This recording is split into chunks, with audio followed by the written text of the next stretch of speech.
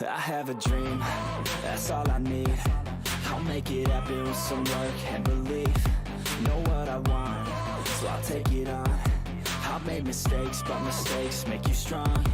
Let's break it down for a minute. I want the crown, I'm gon' get it. You hear me loud, man, I'm winning. Yeah, Charlie Sheen will be grinning. These ladies know that I'm sinning, and this is just the beginning. I'm closing in the ninth inning. There ain't no point in resisting. Living life like a dream, live it right, that's the thing. Every night, got a team, I've been tied to the scene. Out on stage, here I'm screaming, okay, it's a dream. And I pray as a team, one day it'll be me. If I want it, then I get it. Head down, don't regret it. Push myself to the limit. If I play it, then I win it. I'm just saying, I'm just living for today. For a minute, I don't stay, I just visit. Have no shame, I admit it. Looking right at me to see if I succeed, to see if I believe. They're looking up to me. They want the best of me now, best of me now, best of me now, best of me. They want the best of me now,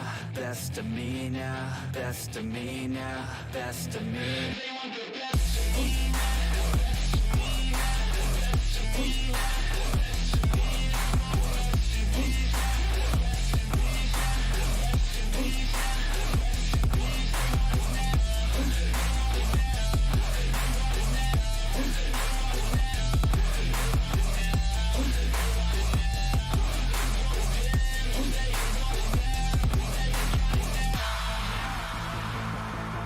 Swear to God, man, I'ma make it soon.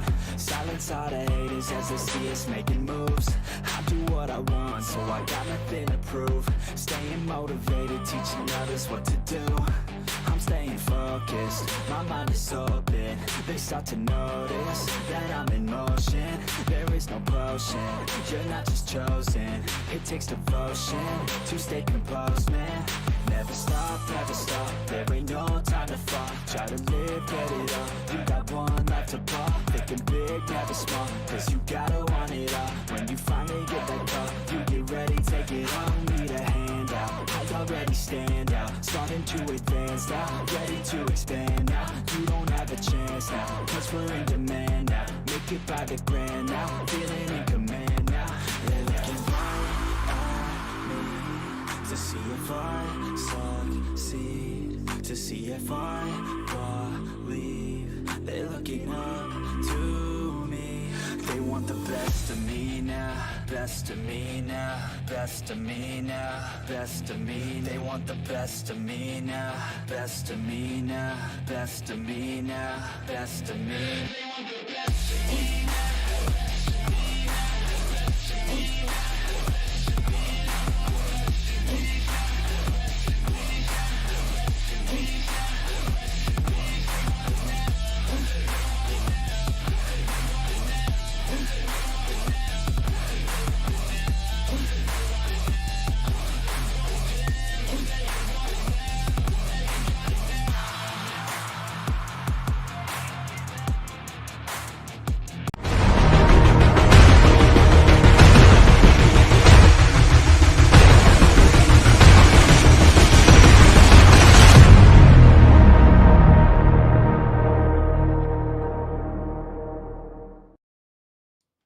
Ladies and gentlemen, welcome back here to episode 13 of season 2 here of the NEXXTCAR podcast. And boy, do we have a lot to talk about tonight here in the NASCAR world. But before we get there, once again, we are joined with Peyton Tulloch and Matthew Tucker. What's going on, fellas? What up, Roddy? What's up? What's up? Glad to have the crew back together. You know, Matt took last week off. Peyton took the week off before that. And finally, all three of us are back together here. Yeah, we haven't had a annual podcast for like 2 weeks now. So, and with everything that happened last week, better yet than get us three back together for this. So this is our emergency podcast. Yeah. So like Denny Hamlin had his, now we have ours. Absolutely, and we're struggling with the times here. This is now your new day and time for the NEXXTCAR podcast. As you can see, we are now having to battle something we have not had to do or to deal with here in the past, and that is sunlight. So we're gonna have to try and get some things figured out with that. But before we get into tonight's podcast, we just wanted to put our thoughts and prayers out there for the tragedies that occurred this last week. Louisville, Kentucky, they just had that active shooter down there at a bank, 5 people killed. And then the mall here in Dover, about 25 minutes away from me, had an active shooter, 3 people killed. So a lot of it's a crazy world that that is currently out there right now, and it's gonna end some point. Don't know when, but guys, let's get into tonight's podcast. A couple other things we got to deal with. Justin Owen, USAC driver, was killed last week during his practice run. So, tragedies all over the place in sports and out in the outside world. And something I saw this morning, Cale Yarbrough has been hospitalized as well. One of the early OG legends of NASCAR. And he's now hospitalized. I know he's 87 years old, so he's getting up there. But guys, let's get into the big breaking news here this week.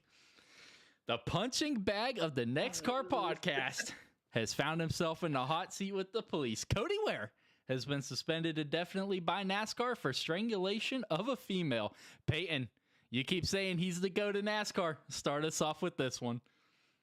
Yeah, when you support drivers and talk about them, I think I talked to somebody at some point this week. There's no chance that they do something that looks bad on yourself. It's hard to predict stuff like that. And I didn't have Cody Ware strangling somebody on my bingo card. So to be fair, let's be honest with Cody. I mean, we don't 1,000% know for sure. It's how us kids investigate right now, but it's looking very likely it did happen. So with that in mind, I know Cody's talked about mental problems, but that's just that's wild. There is something extremely wrong there if this truly happens. So I hope he gets help. I hope the victim is okay. We'll see what comes of the outcome with more time and more info comes out. But yeah, I mean, that's really all I got to say on it. It's just, yet again, I mean, when we ended the podcast last week, I was like, crazy things are happening in NASCAR. Well, they keep coming. It's not, this is the most unpredictable season we've had in a long time. So I don't think that's what you meant by that. That it was unpredictable. So that was the Yeah. last thing on our minds. Yeah. Yeah, when Rick Ware came out and said that he was going to be missing for Bristol for personal matters, I thought maybe there was a death in the family or something like that. Yeah, This was no. a complete 180 from expectations. No, he was in jail. He was still locked up. That's how he couldn't race. So Peyton, who are you going to pick now as your sleeper? I I got don't know. Corey LaJoy as my Corey major LaJoy. sleeper. I- Who are he's you got to go picking? BJ. BJ. I'm just thankful that he didn't go to Bristol and then this came out, because if Cody Ware was going to be there, I was trying to get a selfie with him for the memes for the podcast. So it would have been really awkward to taking a selfie with this dude and the next day had this come out. So yeah, I think if I'm gonna have to get a new little guy to start really sport, I think BJ McLeod has got to be our next dude on the list. I'm saying, who do you want to go to jail next? Just whoever you pick for a sleeper's getting up in Oh, jail. God. Okay, I don't know about that. Dang. So we talked about it a little bit there in the messenger chat, and I said we'll talk about it a little more tonight. So I came out with my prediction that after Jenson Button announced after Coda, he would love to do full-time racing in the Cup Series. I mentioned it to you guys. Who do you guys think could be the one to step up into Cody Ware's 51 ride? Because I think it could be Jenson Button to get that experience before, people, they say this is a crazy theory, but I think he's going to take over that 4-cart Stuart Haas next year. So who do you think will be the guy to step up and replace Cody Ware? Well, I definitely think you're a little bold on that one, but we can all speculate all the Ford drivers that could come in, because I don't really think it's going to be a truck driver unless it's Zane, and I'd still be surprised. I mean, this is a full-time Cup ride that whoever comes in is going to race every week, probably to the end of the season unless something changes. So if they do pick somebody full-time, there's a chance that Rick Ware just takes one of the guys they already rotate with the 15, put him full-time, and let the other guys just keep rotating or something. Like JJ Elliott might end up doing full-time the rest of the year. But if they bring somebody else out, I don't see Matt Crafton going out his way and sign up for full season. That dude likes the smaller schedule of trucks. So if they're going to do full, I think it'd be a young guy. I think Ryan Hurts makes a lot of sense. Cole Custer, maybe he wants to get more laps in the next gen, try to get his ride back. He makes sense. I thought I threw in the messenger chat. If they make that a rotating list, you might see some interesting. What if Ford gets backing for Haley Deegan to do a one-off? I could see it. So this really opened up the door to a lot of possibilities with a new ride kind of available, and it's a ride that it doesn't really matter how it necessarily does, because it's not going to, none of the drivers are going for championship. They're not going for playoffs or anything. It's just kind of a little development ride in a way. It matters in a way though, because doesn't The the charter, 51 have to be like 33rd in points, owner the points? fifth, That way the they keep the 15 does. So the 15 does. 51, Okay. yeah, the 51's not in danger. That's what's also Yeah. interesting. So I don't know.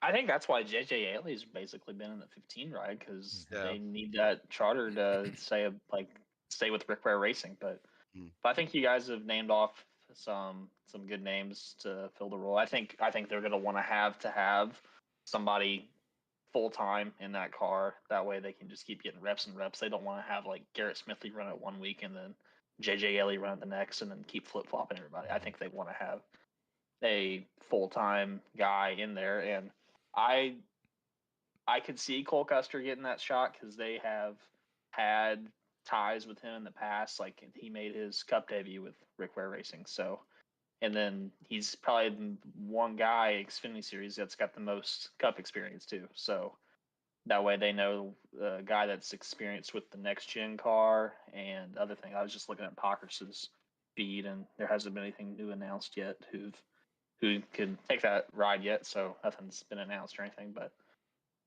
I think that they're going to want to do that. Like even if they do the street course races and the road courses, I don't think they'll put Custer in it. They might have a special just come in, like Jensen Button come back in for the 51 with SHR backing and other stuff. But I would vote for Cole Custer, but kind of like what Ten said too, that way they can get some marketing and stuff if Haley Deegan comes off for a one-off race. I remember when they said that Deegan wasn't Deegan a candidate for the 43 car at Legacy, like way back when before Eric Jones got it, like Really? so like something like that. There was That's that, the first time I'm hearing that. I could have swore I saw something like that. Haley Deegan was a rule for that, but anyway, so they're gonna want to get somebody with next gen experience. So that's why I think Cole Custer is gonna have probably the first look at it. Absolutely, yeah. Like you said, it's all speculation, but definitely expect something to come out this week. But let's also back to Cody. Also back to Cody Ware. He hasn't. They just tweeted his initial court date is May 1st. So that's when the case starts put in the fold. So we know he'll be out for, I'm pretty confident he'll be out the rest of the year. Mm-hmm. We'll see how it all goes, but we know for a fact he'll be out to at least at bare minimum that day. Right. So. The thing that kind of stuck out to me with that was his bail was only $3,000. That is a very low bail. Yeah, that's what I noticed. I thought that was interesting. I thought for sure it'd be. And he was still locked up. Like Mm-hmm. he just got out yesterday, and this happened Monday, so he was in there for a week. Mm-hmm. So I guess Rick Ware didn't want to bail him out, or I don't know what. So can Rick Ware really afford $3,000? Let's be honest. I mean, he probably. I mean, he probably can. So. But I thought it was funny how I didn't even know this, but like on Cody Ware's like Twitter, he has his Venmo put up there, so people were making jokes saying like how they could Venmo him to bail him out and everything yesterday. So it was kind of funny, but it's not funny like for the situation, but but yeah, I know one of his. That'll be lighthearted. One of his last tweets was like, an April Fool's tweet. I saw the comments of those. That's a fun tweet to go down the comments. Yeah. Everybody's having a good old field day with him. It's an interesting day or week right now with Cody Ware on NASCAR Twitter. If you haven't checked it out, I'd love to, but for some reason my Twitter account's banned. That's why you gotta make a burner account, Ronnie. That way you can. Yeah, maybe. Or just have 10 give you the NEXXTCAR Racing League account. It's that way you can have it also as well. So. I'm good. Honestly, not a big fan of Twitter. Gotcha. But Bristol, man, that was a very good race this week for the Cup Series. I didn't watch the truck race at all, but that was a very great Cup race. Definitely a rebounding race that they needed for that track, because the first two races probably weren't the greatest. But this week they were fantastic. Peyton, start us off. You were there at the track. Walk us through how you saw the race. Well, entering the week, like I honestly was telling people, I think there's a really, really, really good chance this is the last time we were going to see Dirt Bristol with all the rumblings in the back and everything. It just kind of seemed like that they kind of were hearing the crowd. Everybody's kind of getting off Dirt Bristol and everything. I mean, we talked about it last week in the podcast. We all know how good the regular surface of Bristol is, and I think they were hearing that with fans. The racing was good, not great. They were struggling keeping the track together the first 2 years, but then we come, this year, and wow, I mean, running at night and everything, and they took it. You could tell this off season they talked to the dirt guys. They did their homework, and they figured out what they were supposed to do. They moved this race tonight, and they put on one hell of a show. Like that battle, I think it was the end of stage two where it was Reddick, Kyle, and I think it might have been Dylan. I can't remember the other driver, but like usually at a race that you can see the whole track. You might be like really focused on your favorite driver and everything, but man, I ain't gonna lie. Like I was glued on that battle. That was some of the most exciting, entertaining racing. That was just close, inches apart, slide jobs, everything like that. That was some awesome, awesome racing. So, with how it went, I mean, I think NASCAR is probably like, well, dang, we'll have to see what everybody thinks this week. I know the numbers were really good as well. I know they came out today. Whether that be Easter, like, boosting that up, or is it actually the dirt race? We don't really know, but yeah, I think it's put NASCAR in a weird spot. Like now they got to think about it again. I don't think they can get rid of dirt after that. At very least, they got to keep some dirt tracks on the schedule. But I'll be very interested to see what they end up doing with Bristol after this one. Yeah, when you just touched on the ratings too. Some of the Masters was still going on at the same time when they started the race, so I think that kind of dipped into the ratings a little bit for the dirt race. But yeah, I think this was probably the best of the three races that they've had at Bristol for the dirt race. So you had basically multiple grooves where you could either run the top, run that cushion, or the Justin Haley literally ran the bottom the whole night and made it work the whole way around. Got stage points and ended up with a good finish too. So you had guys run everywhere. I think that's what that they were intended for, and I know Bell said that it was fun doing it too. So excuse me, I could see them want to go back there, put more dirt on it, and keep doing it as like an annual thing. But I think I don't think the attendance. I don't. 10, you were there. Like, was the attendance really that full, or like unless it looked on TV? Because it kind of looked on TV, it was still kind of empty. I mean, for Bristol, I mean, I thought it was pretty solid. I mean, that's a massive track. There's all kinds of seats. We're never going to get Bristol, packed or anything like that, but most likely ever again. But for it being Easter Sunday and that many people showing up, like, I mean, I thought it was a decent Yeah. crowd, so I didn't have any complaints. How many people were there? I've definitely been to Bristol, and there'd be way less than that. Yeah. Yeah, I think that's what's going to be like. Say, it was Easter Sunday. Like, not everybody's going to come out too. So, if they want to make it like a event, like weekend, like maybe do it not Easter Sunday. Like more people can come out. But I don't know. That's just kind of like my 2 cents on it. But I kind of with you, Ronnie. I think a dirt track needs to be implemented. So yeah. Yeah, absolutely. And on the last podcast, I know you, Peyton, we talked down about the dirt track at Bristol, but honestly, I've got to take that comment back. I know David, he was filling in for you, Matt, and he brought up the question: do you think NASCAR needs to continue going to a dirt track? And I said yes, as long as they move it to a real dirt track, Eldora or I-75 or something like that. Well, honestly, I kind of have to take back that comment, because if NASCAR continues to set up Bristol and take care of that track the way they did this week and this weekend, then I would have to say keep it at Bristol, because like Peyton said, the slide jobs between Kyle Busch, Austin Dillon, and Seabell were insane. Or Reddick, yeah, not Seabell. Were insane. They were beating and banging on each other, but no one wrecked. Everyone was able to keep it going straight, and it was just fantastic racing. And I want to ask you a question here, Peyton. What were you, because you went last season to the race, right? To the dirt. Yeah. What I've did actually been you all three of them. what did you see different that NASCAR was doing this season? I know and prior they held everything on Sunday, the heat races and all that, so they were able to take 24 hours this season and focus on getting the track back ready. But what were you able to see that they did differently this year to make that difference? I mean, that's a hard one to answer. Like you just said, I think the fact they ran at night was huge. The fact that it was the only thing that happened on that track the entire day was huge. Um, I think they just aced track prep because it's not like during the race they did a whole lot different.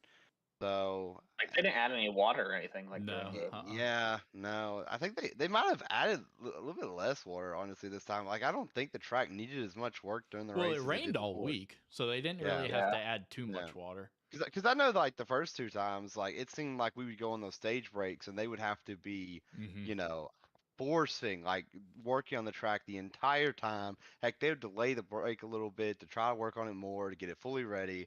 This time that wasn't the problem. I mean, these guys pit and they came back out there, and NASCAR barely did much at all during the stage breaks.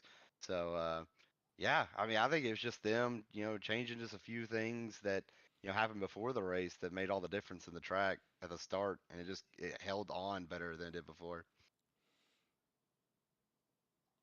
For sure. All right, let's move on to maybe the new rivalry of the Cup Series. Larson and Priest, man, definitely a rivalry. I don't think anyone expected these two to have run ins, but they were not very happy with each other. And I love Tony Stewart's comment. They asked him about the retaliation, and he said, as a owner, I am going to plead the fifth. And absolutely love that comment. And then I love this comment when Priest pulled up alongside Larson on the outside, and Priest flipped off Larson, and Mike Joy goes, Tony, walk us through what just happened right there. And Tony's going on about how Priest is thanking Larson for making him his cookies and coming out to see him and his family and everything. But yeah, I mean, that is a rivalry I don't think anyone predicted. And I know we had that discussion in the league Discord about who was at fault. Matt, start us off. Who do you think was the instigator to that incident? Well, I mean, Larson started it, but I think I go back a couple weeks ago at Coda when Priest literally got dive bomb and wrecked at Coda, and then he went off and said that he wasn't taking any crap from anybody else anymore. So, and this week he was racing Larson. Larson cleared himself, got Priest on the wall, and Priest wasn't taking it anymore. So, and then that's when he kind of ran Larson the same way. He didn't wreck Larson, just kind of put him in the wall, kind of like what he did. And then now Larson can say whatever he wants. Larson turned down on him, trying to hit him in. That looked like what the move he pulled on Justin Haley back in the Clash a couple of years ago.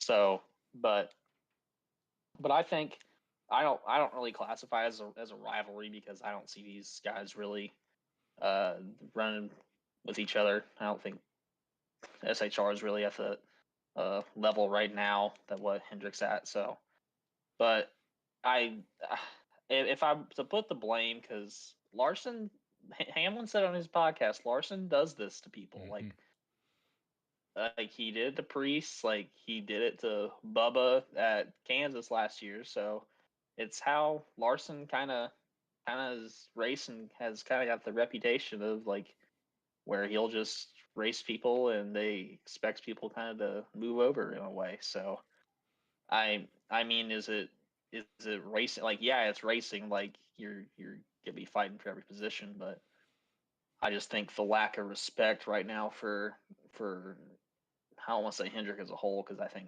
Byron's probably one of the cleanest guys in NASCAR, but like Larson, like if he's getting run-ins with guys and people are outspoken about it, like what's to say that he's gonna get raced different next week at Martinsville? Could see him getting moved or him moving people over. So I don't know. It's too early in the season to call it rivalry, like kind of like how Chastain and Hamlin were last year. So, but there's gotta have to be more incidents with these two, if we want to call it a true rivalry.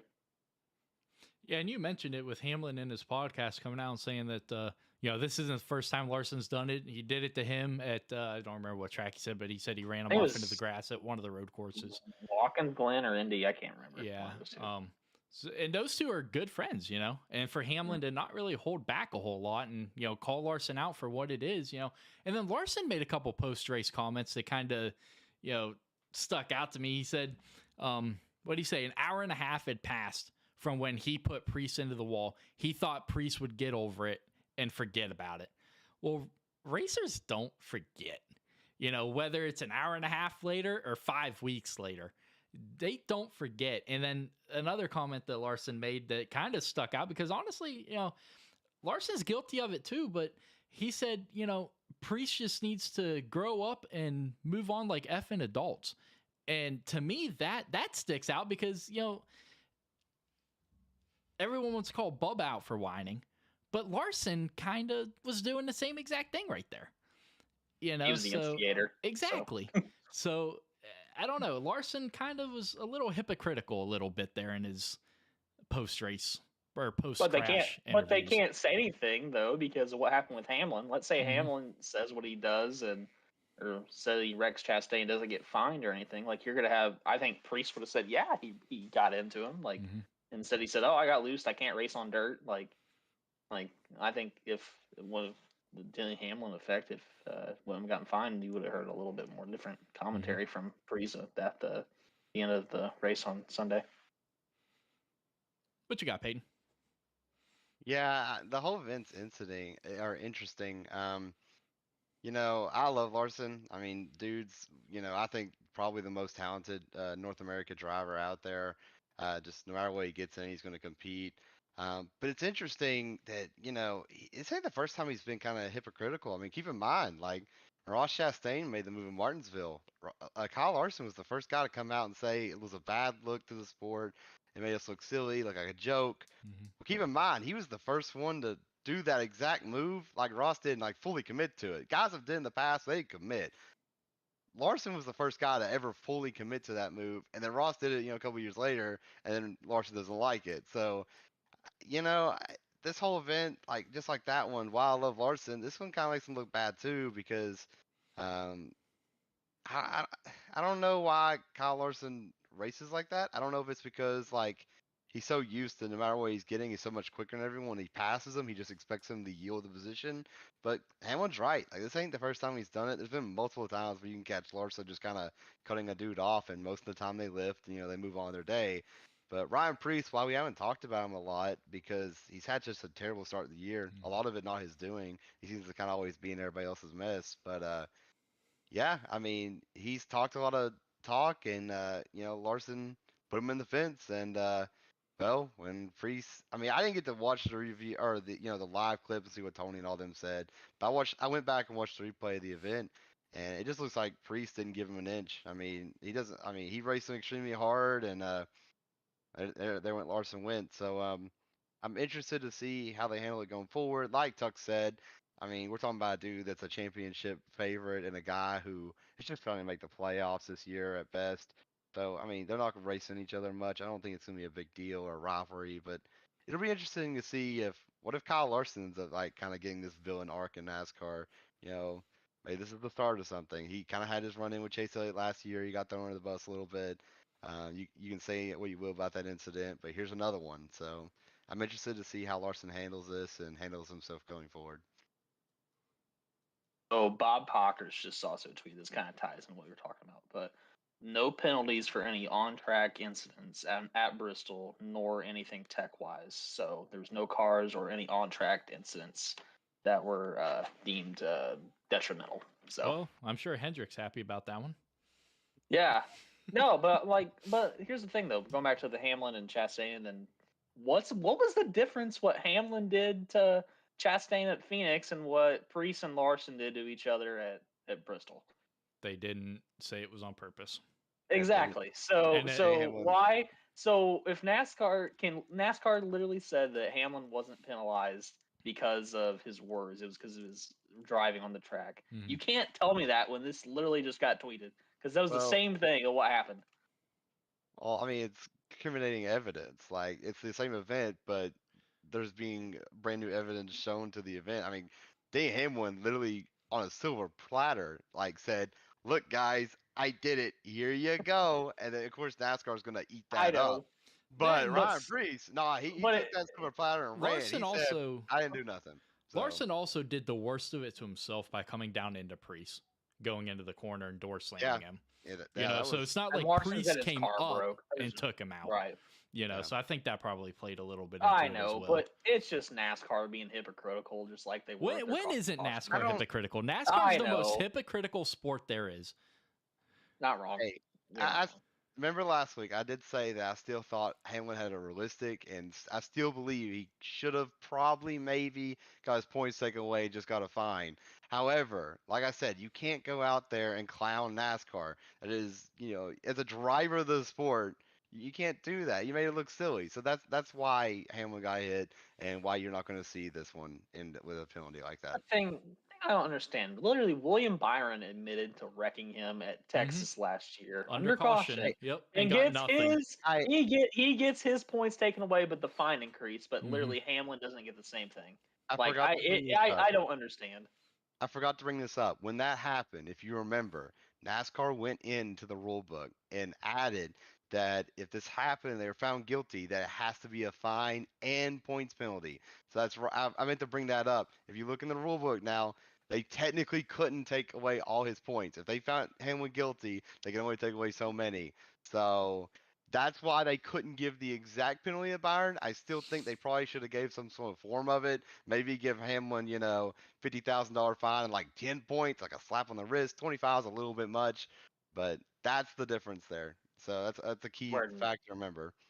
this is where NASCAR has too many rules. Literally, A lot of rules, a lot of rules changing. yeah. Well, there's a rule they need to look into, and that is the rule for their yellow flags, because I know we've talked about it a lot in our little group chat. It's been brought up several times in the Discord for the league, and NASCAR's inconsistency with the yellow flags. You have Michael McDowell do a 360 no scope save, keeps it rolling, no one touches him, immediately throws a caution. Then you got Suarez and Logano smoking, can barely move their cars, no caution at all. You got Jonathan Davenport spins it in front of the leaders. He's down on the apron. NASCAR literally waits a whole lap before throwing the caution. NASCAR has got a huge issue on their hands when it comes to these cautions. They throw them way too quick, or they wait too long to throw them. Yeah. And I think. Go ahead. Okay. It's the same thing we talk about in our league, though. No matter what racing sport you're in, whoever's controlling cautions, it's always going to be controversial. Like you're never going to get it exactly the same every time, because accidents on track are very unique. Like there's multiple ways that there could be a yellow. So, but I do agree with Bristol with the dirt. It's a little bit different. It's a little one-off race, and they treated that race really different. There was one moment in the race, I can't exactly remember when, but there was like a span of like 5 laps. We had like 3 things happen, just bam, bam, bam, no yellow, and then the random Ryan Priest thing. I think that's the thing that finally took out the spin. It's kind of like, what the heck? So how's that one a yellow, but the 3 things prior weren't? I kind of think NASCAR at this point, yes, they always have the safety in mind. I think you're starting to see a pattern is where is them as a fan. There becomes races that cautions keep happening. You're like, man, we just want a green flag run. Just let it happen. I think NASCAR's kind of getting that point that there's a bunch of yellows. They try to keep it green if it just keeps happening, keeps happening. And I think that's what they were trying to do. We hadn't had a really good green flag run that whole run. And I think they were kind of like, we're going to let it slide, hopefully they can clean it up. And then they kept doing it, and then they threw a yellow. So I don't know. NASCAR is about entertainment. They are there to put on a show. Is it right for them to try to help that entertainment with being picky about when yellows are? Yeah, not really. I don't think it's fully fair to everyone, because, I mean, you're really going to tell a dude, well, we didn't throw a yellow for yours because we wanted a green flag. That's a rough thing to say. So I don't know. It's going to be always a touchy subject. I don't know what they really can do. I mean, they can go in there and write exactly what a yellow flag is going to be, but even then, they'll still throw it a little bit different than what exactly they write down. So Yeah, and then you got Blaney in second, gets spun in front of the whole damn Whole field. Whole And field. NASCAR just, nope, we're going to sit over here and eat our chicken Keep nuggets. going. Like, Well, no, we ain't throwing a caution. Literally, the caution before was brought out because Kyle Busch spun by himself. Literally down pit road. That was a caution. But yet Blaney's sitting in the middle of the track in front of everybody else, but no yellow. That's where they had me this weekend. That incident. Great move. By Yeah, Briscoe, because, I by the mean, way. you can, call safety and everything, but Kyle Busch was sitting on pit road. No one was going down pit road. And I will say this, though. I think the race was pretty well officiated up to that point. Mm-hmm. Like, because they threw those quick yellows in the beginning, and it kind of took the flow away from the race. So, like, when they didn't throw the yellows, like, they kind of, like, got spread out a little bit, and that was when, like, the racing started to improve. So, like, kudos to NASCAR before that. But, yet again, like, literally, NASCAR stepping in its own way, throws a yellow. Who's this? Why? Okay. It's probably a cat messing with us. But anyway, so yeah, NASCAR literally steps in and causes a drama when they didn't need to, because wasn't like Reddick catching Bell before that anyway, before that Kyle Busch spin. So like you were set up made for last year too. Yep. Like I don't know. I didn't understand that call. Like it just was kind of unnecessary, and it's NASCAR going back to them being really consistently inconsistent with their calls too. So you've seen it a lot.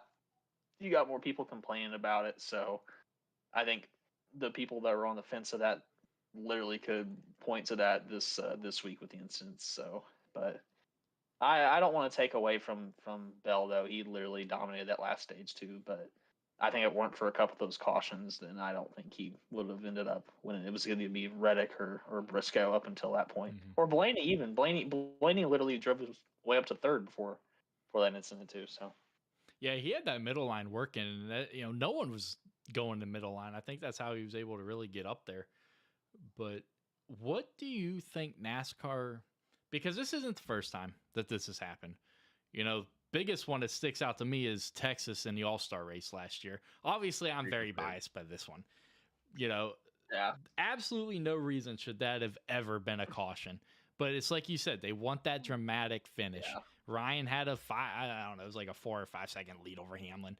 I will kind of like defend NASCAR with that, because I don't think they really thought about that incident, because literally up in the All-Star race, like if it's any other race, like caution freezes the field, it's over. So if they were probably thinking that when that happened, but then like, oh crap, like yeah, we can't end the race now. So I don't know if that's what they were thinking, or if they were thinking, oh, we needed to restart, but I don't know. It kind of seems like it was NASCAR protocol to throw a yellow in that spot just because it freezes the field. But then yet again, they want drama too. So, and Blaney had his own drama for fixing the window net. So not his fault. Yeah, if NASCAR wasn't a bunch of idiots. They still should have let him go down pit road and fix it and put it up and then get a spot back. But that would have been that would have been too easy. So yeah, it's just consistency is going to be hard for them to get. I mean, the one that sticks out for me still is the Nashville race last year. I mean, Brad died. I mean, that dude destroyed. I forgot about that one. Cole Custer and Brad.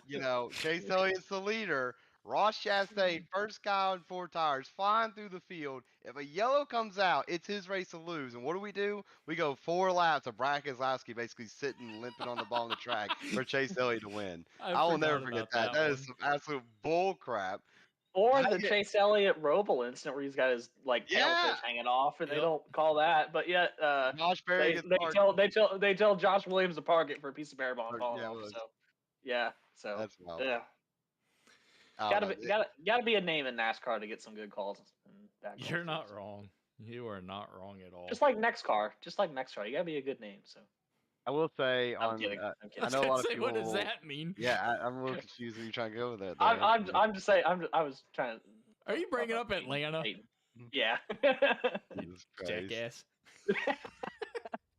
I will say though, a lot of people want to point out that last yellow. I heard on TV that y'all didn't get the whole image there, exactly what happened.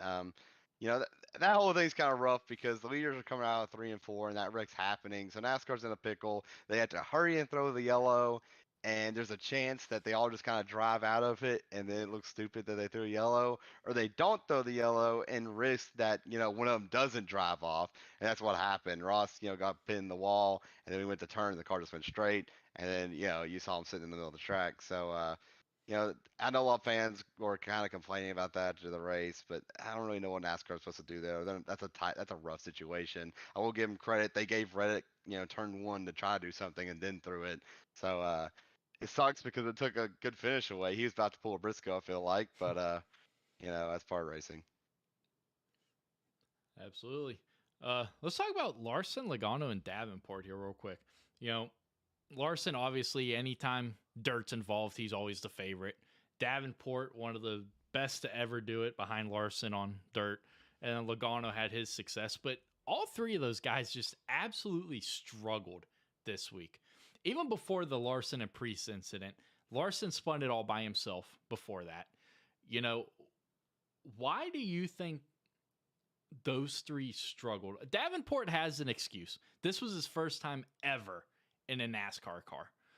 But Logano could not stay out of trouble for anything. Whether it was his own doing or someone else's, he was always right there in the middle of the incident. So Larson and Logano just absolutely struggled. Well, Logano was out in the first stage, wasn't he? Mhm. Like, he Yeah, got KO'd. Yep. Like, yeah. I don't know if you could say Larson struggled because Larson dominated that first stage. Well, and, yeah. they just did the strategy wrong. I mean, when He that did it to whole himself. incident happened where those guys stayed out, Todd Dillon being one of them, a sleeper, and then Todd Dillon running top 5 for like multiple laps with no issues. That, I mean, right there shows you the tires don't matter that much. So They did the fact Larson. the fact that Larson Kyle Larson, didn't take tires, though. That's what I'm saying. That's The what I'm fall saying. off mattered big time. Yeah. But what was interesting for Larson is he pit on the first stage and got tires, correct? Mm-hmm. And then he went to the back, and then he got his way up to third in that stage. He came back down pit road instead of staying out. That's what cost him. If he stayed out, I think he'd have had a hell of a shot to win. Mm-hmm. But he came out pit road and then didn't take tires. Yep. That was what really ruined Larson's race. I heard that was a Larson call. I don't really understand it.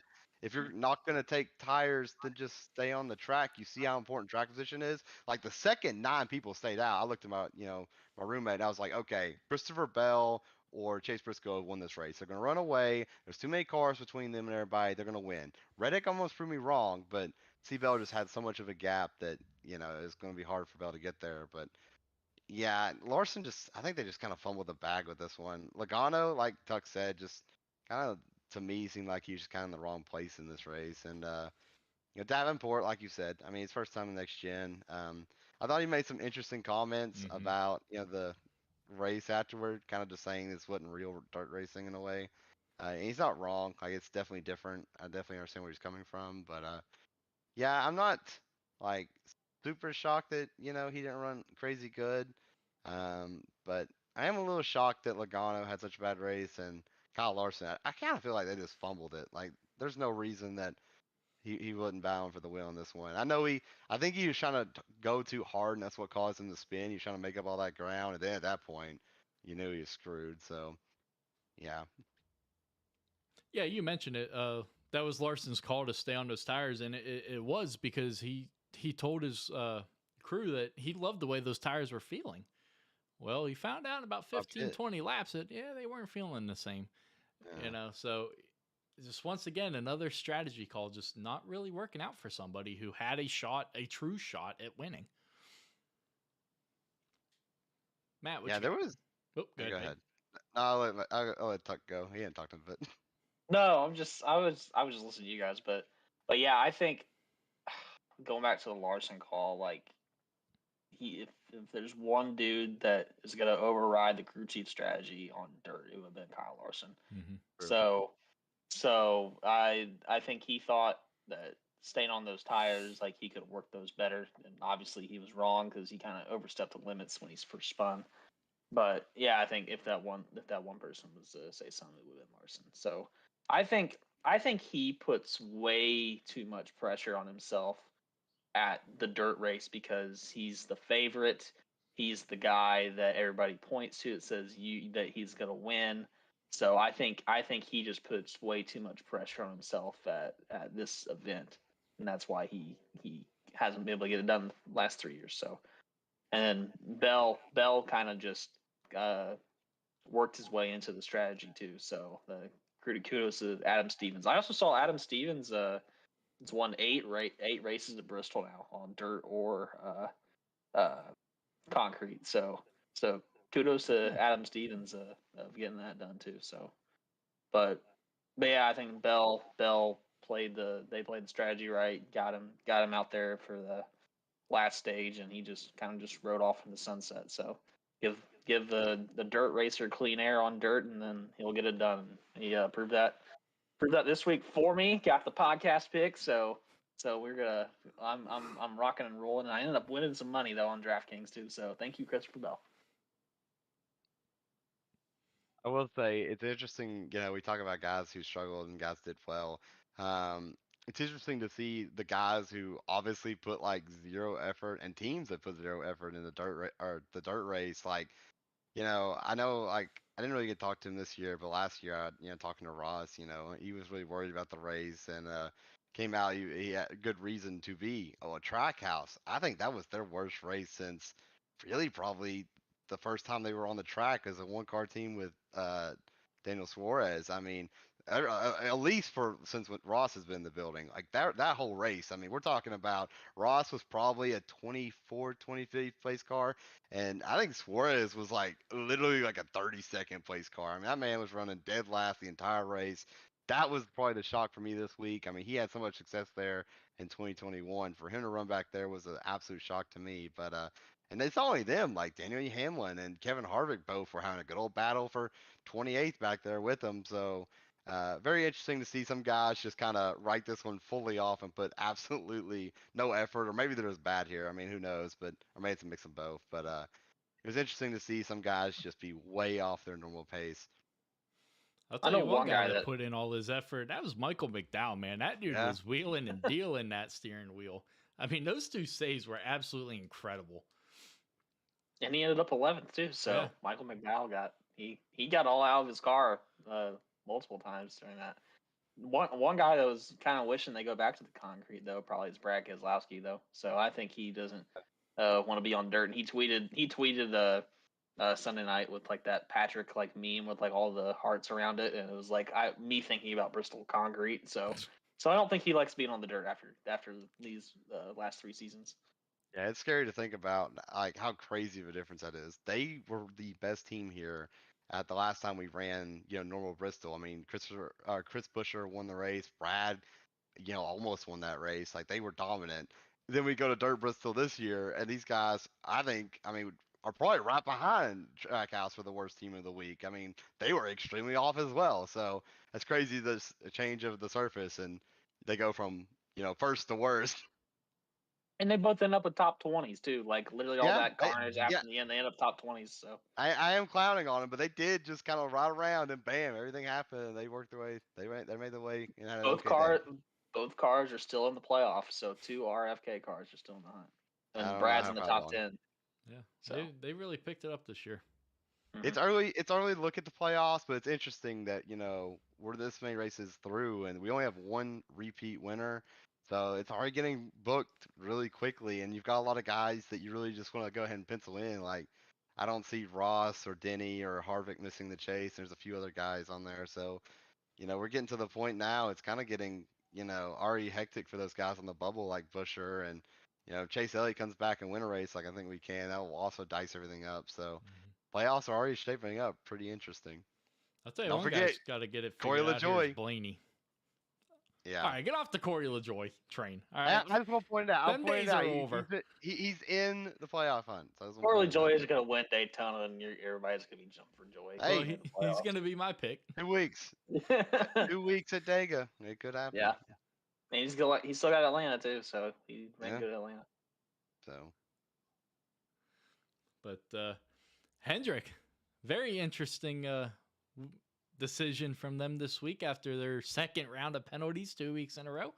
Said they are not going to be appealing the penalties for the 24 and 48. Very interesting to me after just winning their last appeal for all 4 cars. So, Matt, start us off with where you think the mindset was in this one. I think their mindset was this time because they had 100 points taken away. It knocked them all out of the playoffs. This time, Bowman's still in and Byron still got 2 wins. So I don't think they really thought it was worth appealing, going through that whole process again of making all that up, because I still think they're going to get all their cars in the playoffs. Even I think we're probably all in agreement. Chase Elliott will probably win a race too. So, so I think they'll all get all four in, but I think that's what they were going for. Just not wanting to go through that because it's a lot of time and a lot of money to be able to do that. So probably felt more guilty into this this penalty than what they did the last one. So they didn't really have a lot to gain. So, and I don't think it was just points too. It wasn't a fine or for anything, right? Mm-hmm. So yeah, so there wasn't any other money, but so, and they already lost all the money from the other one too. So when they appealed, they lost the fine money and the appeal money. So didn't really want to go through that again. Yeah, it might have been a small fine. I can't remember, but yeah, like Tuck said, I think it's just them getting a target off their back. I mean, if you really look at it, I think Hendrick's kind of looking at the situation that still think they came off kind of a little bit off the hook. I mean, they got lucky with the whole Louver situation, and now, I mean, let's look. Okay, so Byron has wins. He's in the playoffs. So while him losing points sucks and whatever, Bowman's actually been really consistent this year, and he's still in the playoffs, so that's okay. Chase Elliott has got fully off the hook, but that's obvious. The 9 car itself has got fully off the hook now, and Kyle Larson has got fully off the hook.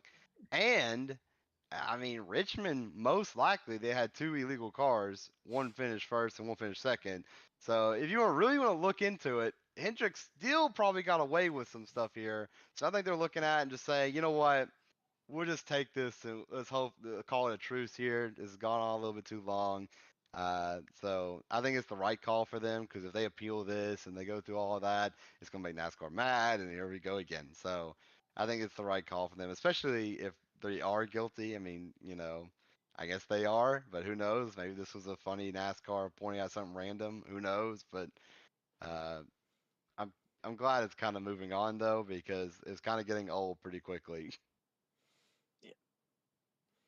Absolutely. And before we move into our picks for Martinsville, NASCAR came out this week. They gave Tony Stewart his NASCAR 75 Greatest Driver Award at Bristol. Then they came out and said Casey Kane, Rusty Wallace, and Mike Stefanik are also in that list. So, very interesting names to join Stewart. Peyton, how do you feel about these 4 that have been announced? And then who else do you think could possibly join this list here? I haven't really had a great chance to keep up with the entire list yet. I know a lot of the guys they've had so far are kind of the old school guys. Am I correct on that? So I don't know a whole lot about a lot of those dudes, but I was interested to see, like, we start finally getting to some more modern guys that I know, and Casey Kane being one of the first guys announced is extremely interesting. Like, as a Tony fan, of course, I'm going to say, I mean, Tony's obvious, but I think that is an obvious one. But Casey Kane is one that everybody kind of probably would have been borderline, but then you start looking at the stats, and Casey had a really good career in NASCAR.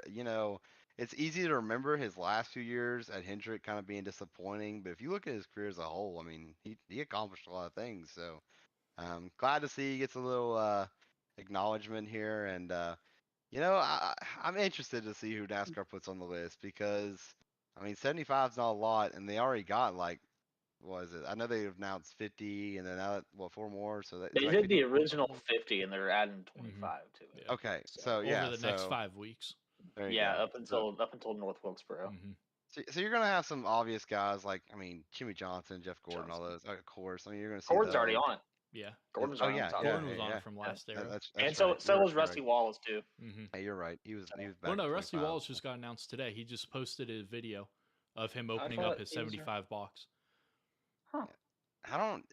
I'd be interested. Like, I'll be interested to see how many guys that are racing right now make that list. Mm-hmm. You know, I know Kevin Harvick definitely should make that list. Kyle Busch should definitely make that list. Danny Hamlin probably should definitely make the list, even though I hate the guy. But I wonder if, there's an argument. Does Kyle Larson sneak on the list? I don't know. He doesn't have the most wins, or whatever, but he does have a historic season there in the championship. I kind of hope Chase doesn't find a way to sneak on the list, but he might. So I don't There's know. one We'll see. guy after seeing Casey King. There's one If you guy that name one I'm of the tempted two to guys I'm see. thinking of, who you got? I'm thinking Carl Edwards Yep. All right. as one. Greg Biffle. That's that. Greg Biffle's my other one. Like, because Casey King, Carl Edwards has some of the crown jewels. He won Mhm. Coke 600. He's won the Southern 500, but Kansas will be on it. he hasn't been in the Hall of Fame though. So Mm. Well, neither is I'm Casey kind of Kane. interested. That's what I'm saying. Like, if they're one of the top 75 Mhm. greatest drivers, like, why are they not in the Hall of Fame? So I don't really understand that. But yeah, I'm really tempted to see if they add Carl Edwards to it after the way he left NASCAR, and if they want to include him into that, because I think we're probably all in agreement. Carl Edwards is a better driver all time than what Casey Kane was. So Mhm. so I don't know. I think probably the Gibbons, like you said, Jimmy Johnson, Kyle Busch. I don't think Is Stewart's on there Junior yet. on this? I don't think I- Junior was Ju- no, Ju- because Junior was just starting. So Harvick, Mhm. Junior, Yeah. you got all them.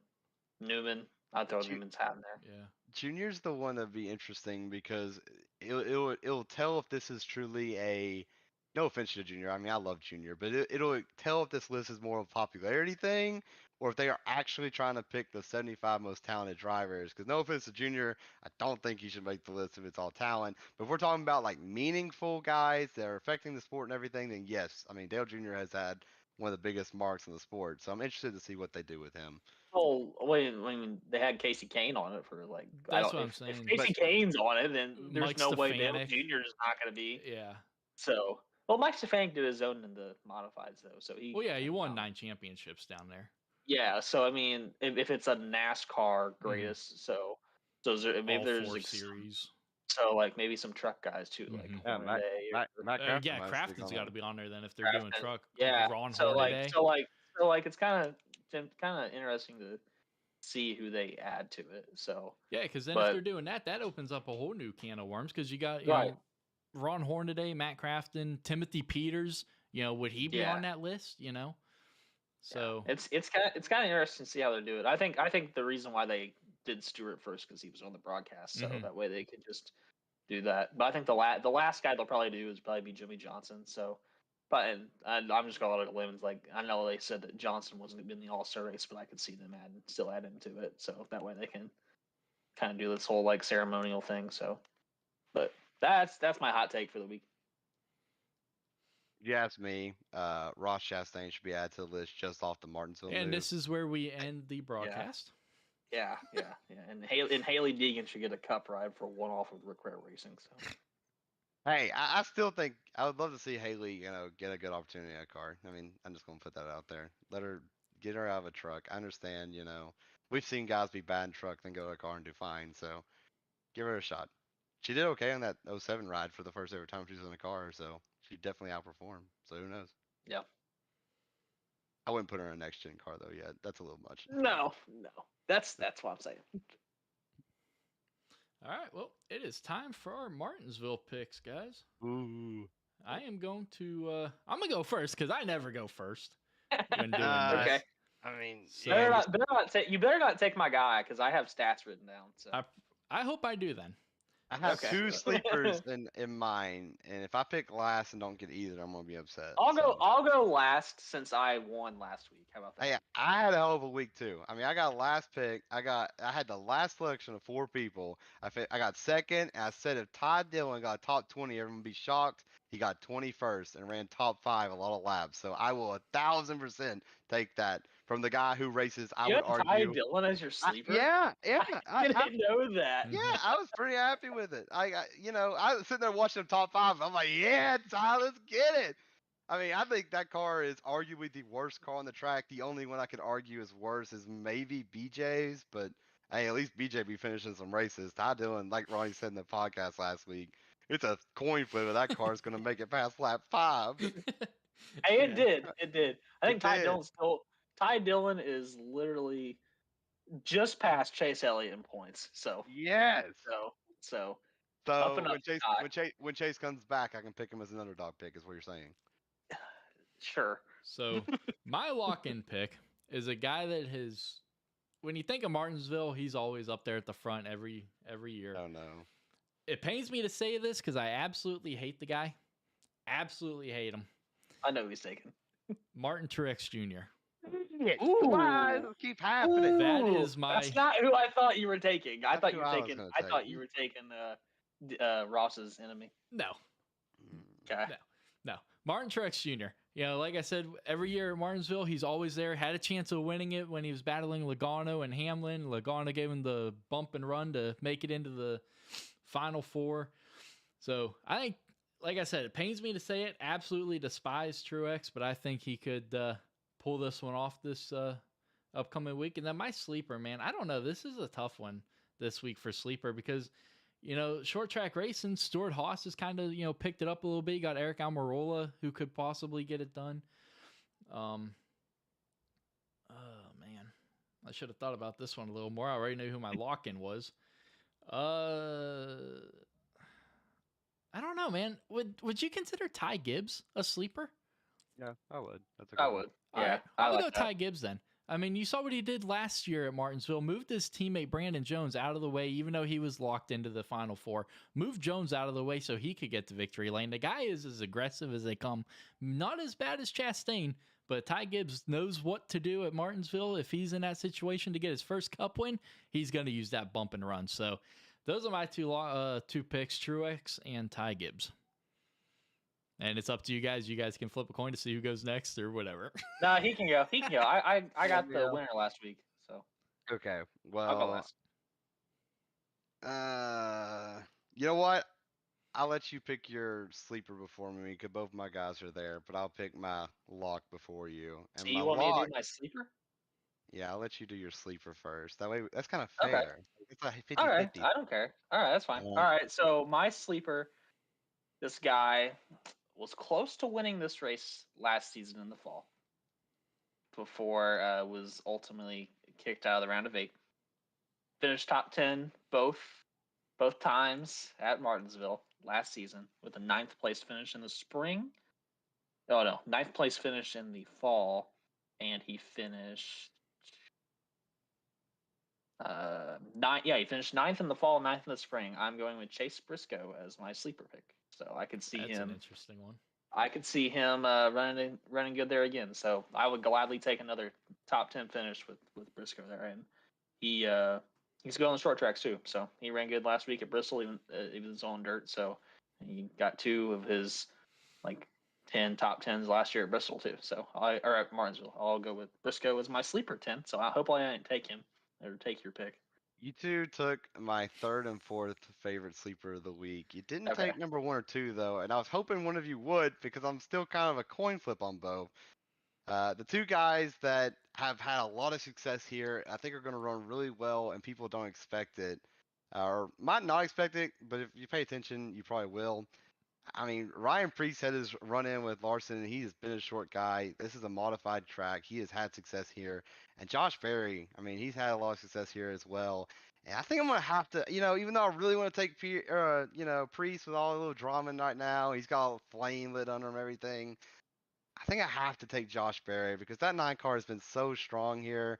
And Josh Berry himself has been so strong here. I love that as a sleeper pick this week, so I can see him doing well.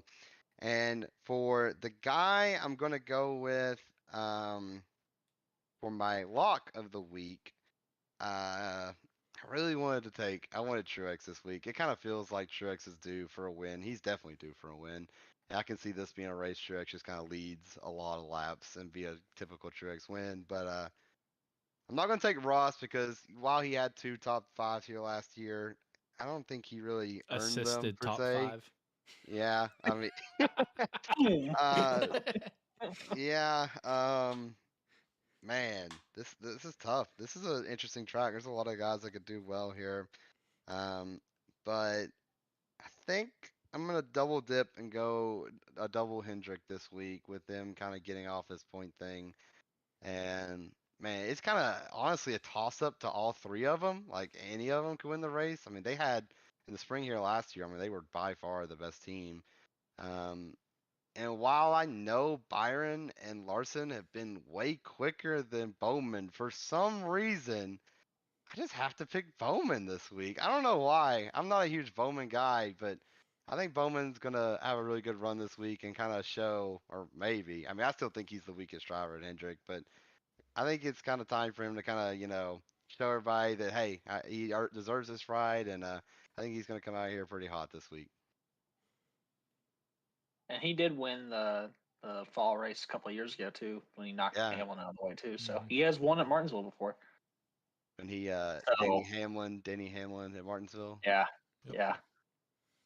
So my lock, gonna try to go back to back with these. So Here I'm we going with the go. guy that has run well. Actually, I will say he is probably an underrated lock this week at Martinsville. He's run well, hasn't really got the finishes, but he finished third last year in the spring here. Oh no, third last year in the fall, and my racing reference loads. He finished fourth in the spring, so an average finish of 3.5 at Martinsville last year. Okay, Ronnie's boy. We're going with Brian Blaney as a lock to get it done at Martinsville. He's gonna end the long winless streak this week, and he's gonna ride that number 12 in a victory lane. It just feels like Ryan Blaney is gonna. He has to win at some point. Mhm. Like he about won last week, like when he was least unexpected to. He was running top 5, so and he's run well this season too. So he's just kind of flying under the radar. So I think this week it's Blaney's week to get it done, and I feel like Penske's got the stuff too. So I'm going with Blaney as my lock. Sorry, Ronnie, if I jinx it, but see if he gets it done. So Blaney and Briscoe. So Ford guys over here in my camp. Yeah, Yeah, they got Blaney's the a Chevys. definitely Ryan's a great pick. What was it, 2021? He finished both He led races all in those second, laps. but finished second Yeah. in both races. So Always runs well here. yep. And one of those, I want to say he lost to Chase, and then the other one I think was the Yeah. Truex, if I'm not mistaken. Yeah. So Yeah, that was the COVID year. He lost to Truex. yeah, so definitely has what it takes to get it done. So yeah, I'll be honest. That's if it wasn't for Truex, I was gonna go with Ryan, but I just I like you said, both of them are overdue for a win. Both Yep. went winless last season. Ryan snuck through the back door into the playoffs basically because Kurt got his injury. And Truex he missed out. So it's both of them are due for a win. So hopefully Ryan does, but hopefully one of our picks can get it done. Watch it come down to those two and Battling they it wreck out. each other. Then here comes That- good old Ross Chastain out of nowhere, Yeah, 10 jumping up and down. So definitely an interesting week of picks. I mean, you two took two guys that haven't won a race in a long time at this point, and I mean, A year and a like I half. said, I took a guy who I think is the fourth best driver on his team, and I don't know if Bowman's ever won a race and actually dominated. It kind of seems like he gets kind of lucky. I ain't gonna lie. So very interesting off the grid kind of picks this week. I also think it's funny. I have all Chevys. Tuck has all Fords, and Ronnie has all Toyotas. Toyotas, yeah. Very interesting week. It kind of tells you how hard it is to pick this one, because really anyone could come in here and kind of dominate and run away with it. So, we'll see. Our picks have been hot. We either pick the winner or we pick someone dang close to it and somehow find a way to lose. I messed So, up. I messed up the trend. You guys have 2 teammates, and I got 2 Ford camps. So I should have picked Harvick though. So that's my thought because I don't know. you got the 2 Hendricks. He's got the 2 Gibbs. So I don't know, I'm man. the one that was Harvick screwed up. isn't. I don't think Harvick- Harvick's yeah. gonna do good this year. Harvick Harvick hasn't been good at Martinsville. He's third in the points. Well, yeah. I'm just saying at Martinsville. I don't okay. think he's. I mean, I don't he think looked I good don't at think he's ever Phoenix. won in Martinsville though. Phoenix I or don't Martinsville think so. rewards aggressive driving, Yeah. but to be fair though, Kevin Harvick's on this little like run here that he gives no no crap, so Yeah. everybody thinks. I mean, I'm out the door, after this year, so maybe he just shows up and just drives over to aggressive, and we see a Harvick we haven't seen at Martinsville. But I don't know. Stewart Haas is a rough one still to jump on. That's another reason why I didn't jump on Breeze, because I mean they're so inconsistent. I mean, one week they'll run on good, they'll all be up there, and then the next Kevin Harvick run 10th, everybody else run 25th on back. So I mean, heck, Chase Briscoe ran like almost one dang dirt Bristol. So and he ran 32nd at Las Vegas. So who the heck Yeah. knows with Stewart Haas? So I don't know. I still can't jump on him. We'll see. We just need to see more consistency before I can fully commit to him. I do like the pick of Briscoe though, because he showed a lot of speed there, and like you said, I mean he almost won this race to make the final four. So I Yeah. like the sleeper pick there. So I really like this week. We went It off was the a good grid a little picks. bit. We went off the grid a little bit. We don't have anyone obvious. I mean, I don't We think any of should us picked a guy who's won a lot of races lately. So we how it should goes. parlay all of our top 10 picks and put $5 into a pool, and that one if they all get top 10s. I mean, Ty Gibbs has gotten 4 straight top 10s. You say he gets a fifth. Yeah, So he's on a streak. I don't know if yeah, you saw that. Yeah, he's like 9 3 times in a row and then got 10th last week 10th to last week. ruin that Yeah. 9th streak. But still, that's impressive for Ty. He's kind of been quiet this year, but that's exactly what he needs to do. Just go I make picked two. laps and run He just okay. needs to learn. I picked That's two why. guys that I just absolutely despise. Yeah, see, I try not to do that. I want at least one guy in my stable that I somewhat respect and like, because I don't want to watch the race and be like, oh yeah, my picks are doing good, but I can't stand the guys. Like, oh heck no. Yeah. You have fun cheering for them this week, Ronnie. Yeah, yeah. There won't be much cheering. I Not don't, for them. they're gonna both wreck out stage one, and he's like, "Well, there goes my picks." So Hey, maybe and, that's a and here strategy comes though. and here comes Corey LaJoy somehow and wins the race. Corey LaJoy is the new Cody Ware of the next car. The week I podcast, don't so. pick LaJoy, he's gonna come out of nowhere and Yeah. just Oh yeah, for lead sure. 493 laps out Yeah. of 500. If Hey. if you don't pick him next week, he's winning. Oh I yeah, know we haven't Talladega. really- He's 100% my pick. Before we end the podcast, though, I mean, I don't know if you want to talk about it or not, but season 3 of NEXXTCAR starts next week with our shootouts. So Yeah, it so does. we got that coming up. So Yeah, we still got a lot to work on and a lot Yeah. to get figured out. But yeah, you mentioned it. Season 3 starts next week's with the clashes. So yeah, it's gonna be interesting. We added the Xfinity series on Wednesday. Yeah, Wednesday night, I think. Wednesday or Thursday, I don't remember. It's one of the It's days that Wednesday. I'm off now. Wednesdays. Wednesday. Yeah, it's Wednesdays. So Yep. yeah, definitely got a lot to figure out, and Ronnie Wrap back up. full time in a series. So Yeah, that'll how be you- how nice. you Just feel about get that? it's gonna be good. Just need to get a couple more guys in there. I think we're sitting at 16 right now, about 10 to 12 that are full time. So need to Hopefully get we some can more get people more in there. people. But Hopefully we get some more people after our sponsorship at Talladega. So yeah, that'll get some more people signed up. yeah, that'll be. But yeah, it'll be fun. It'll be good to get back out there with you guys, and because it's been 2 months. By the time we get out there, it'll be about 3 months. Yeah. So it's been a minute. Gotta Yeah, get it my has been. iRacing skills back up, because I don't think I've touched iRacing since Gotta get Atlanta. the rust off, or the rust off you.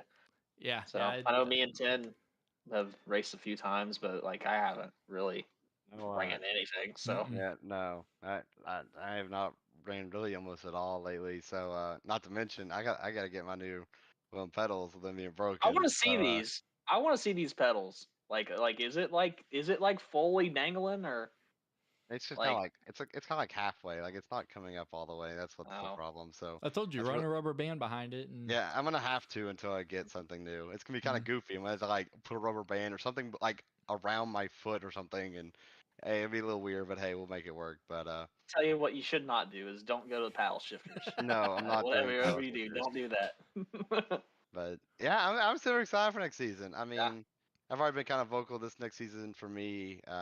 Like I can't really fully commit to anything next season, so I'm just gonna try to have fun, learn a lot of things and stuff, and Mhm. just kind of enjoy the growth of NEXXTCAR. I know we got a lot of new guys coming in. We got some new rules and everything. I think it's gonna really help the league and everything. So NEXXTCAR keeps growing by the day, and super excited to see what's going on next season. I mean, we still got, it sounds like teams about to get sorted throughout this week, and like Ronnie said, we're still recruiting a little bit, get some last second guys in here. So I know we aren't broadcasting the weekends yet. I know Nick's getting onto that, but yeah, just a lot of things going on. The podcast still here, and we got now 4 series, so 4 nights a week plus the podcast. So 5 nights we have NEXXTCAR. We only got 2 days. We don't have anything. That's a lot, but that's gonna be A lot of awesome to have all NEXXTCAR that content. coverage. Yeah, so very exciting. So, no, it's kind of just eager to get going.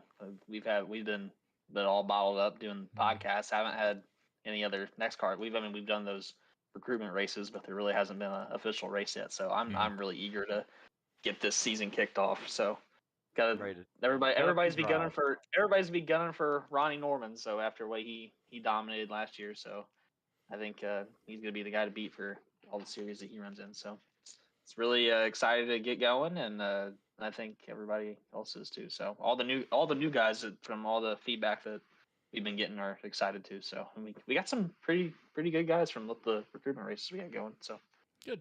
So it should be a good thing. Mm-hmm. Yeah. Yep.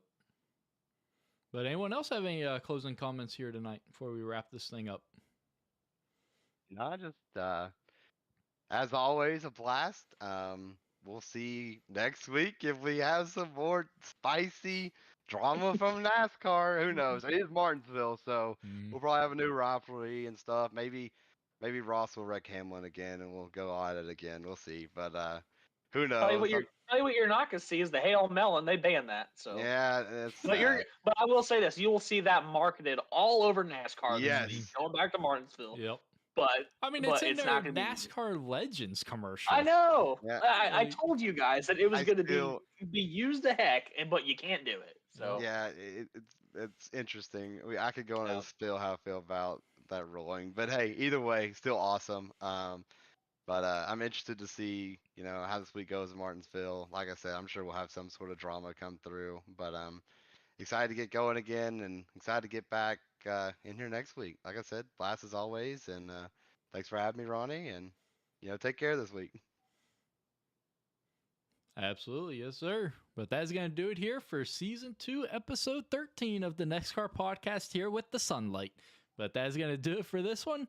I hope to catch y'all here right here next week on Tuesday at 6 p.m., our new day and time. So we will catch you guys next week when we get to do it all over again. Have a good rest of your week, everybody.